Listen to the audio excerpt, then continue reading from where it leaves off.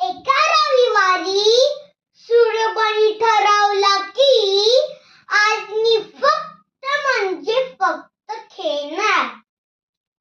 हा गोडलू सूर्योबा दिवसभर काय काय धमाल करतो हे पाहूया या छानशा बालगीतातून. सूर्योबाची सुट्टी. एके दिवशी सूर्योबा खूप लवकर